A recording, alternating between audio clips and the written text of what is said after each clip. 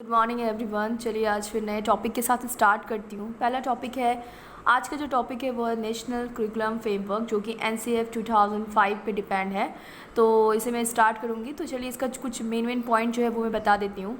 सबसे पहले NCF 2005 इसका फुल फॉर्म होता है नेशनल करिकुलम फ्रेमवर्क, जो कि फोर्थ नेशनल करिकुलम फ्रेमवर्क है।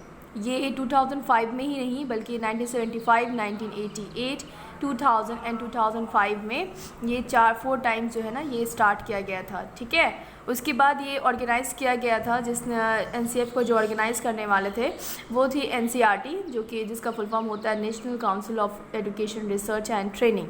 NCERT ने इसे लॉन्च किया था ना, ऑर्गेनाइज्ड किया था, और ये इंडिया में ऑर्गेनाइज्ड हुआ था।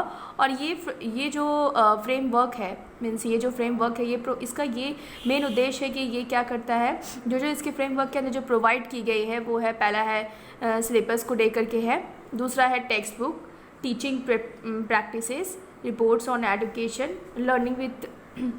Learning without burden.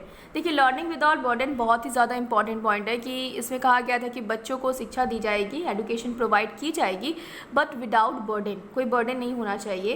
And next है, इसके अंडर में आता है नेशनल पॉलिसी ऑफ एजुकेशन, जो कि 1986 में पहली बार स्टार्ट किया गया था, 1992 तक चला था, 1986 to 1992। और इसमें ये फोकस किया गया था कि ग्रुप डिस्कशन, इसमें ग्रुप डिस्कशन होना बहुत ज़रूरी है। नेक्स्ट है, रूरल स्कूल्स के बारे में बताया गया था कि कौन कौन से रूरल स्कूल्स में कैसे स्कूल ओपन होना चाहिए, कहाँ पर होना चाहिए। तो ये सारी चीज़ें इसके अंदर में आती थी।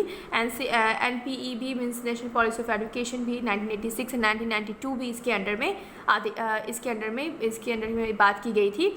नाउ नेक्स्ट है, यहाँ पे कुछ नोट करने के लिए कि NCF 2005 जो है उसमें टोटल 22 लैंग्वेजेस थे। ठीक है, टोटल 22 लैंग्वेजेस के बारे में बताया गया, जिसमें से 17 आपके स्टेट लैंग्वेज मीन्स इंक्लूडेड थे। और NCF 2005 जो है वो क्या क्या इंक्लूड करता है इसके बारे में देखेंगे।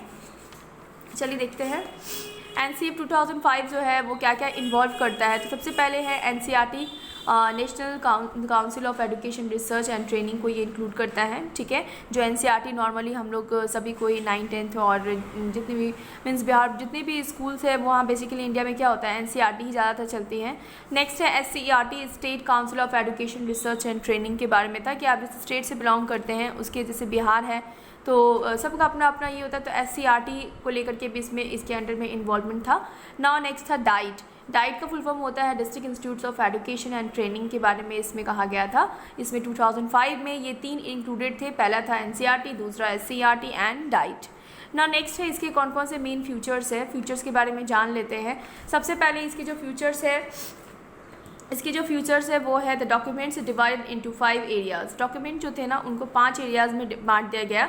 तो सबसे पहले है लर्निंग एंड नॉलेज। इसमें बताया गया था कि लर्निंग एंड नॉलेज के बारे में फोकस करवाया गया था, पर्सपेक्टिव ऑफ NCF को लेकर के। And curriculum and area, school stages and assessment.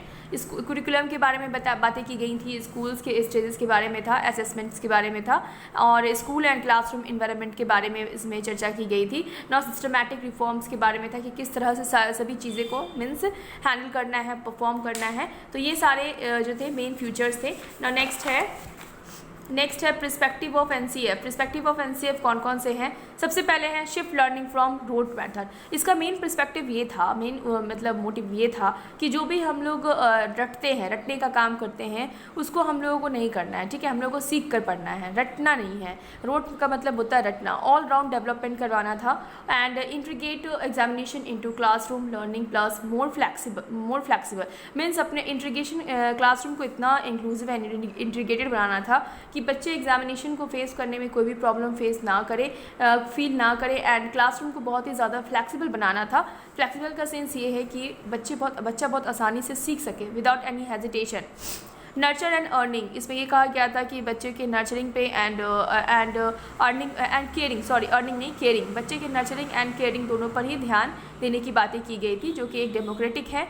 And learning without burden के बारे में कहा गया था कि जो भी स्ट्रेस है बच्चों पर से उनको हटाना चाहिए, उनके ऊपर कोई स्ट्रेस नहीं होना चाहिए, ना तो बैग के वज़न का और ना ही बच्चे के ऊपर किसी बुक्स का लोड होना चाहिए। नेक्स्ट है चेंजेस इन सिलेबस में चेंजेस लानी चाहिए। ऐसा नहीं है कि एक ही सिलेबस को आप पढ़ाए जा जा रहे हैं हमेशा, नहीं।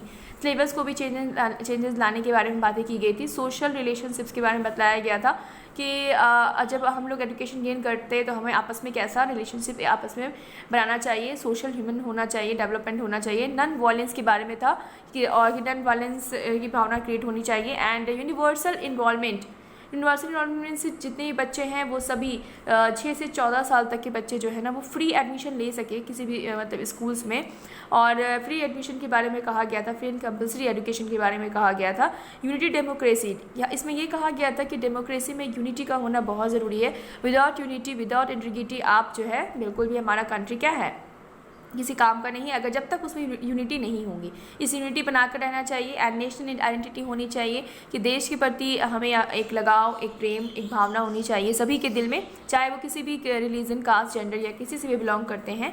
एंड इसमें नोट करने की बात यह है कि जेपी नायक ने ये कहा कि इन्होंने एनसीएफ में ये कहा कि इक्वालिटी, क्वालिटी एंड क्वांटिटी पे फोकस करने को कहा था। Equality and quality and quantity के बारे में कहा गया था। तो ये सारे थे एनसीएफ के पार्ट फर्स्ट का मैंने थोड़ा सा डाला है और आगे भी डालती रहूँगी। तो चलिए आज तक के लिए इतना ही, मिलते हैं नेक्स्ट टॉपिक में। आई होप कि आपको बातें समझ में आई होगी, अगर नहीं समझ में आई तो you can comment me. And thank you and have a nice day.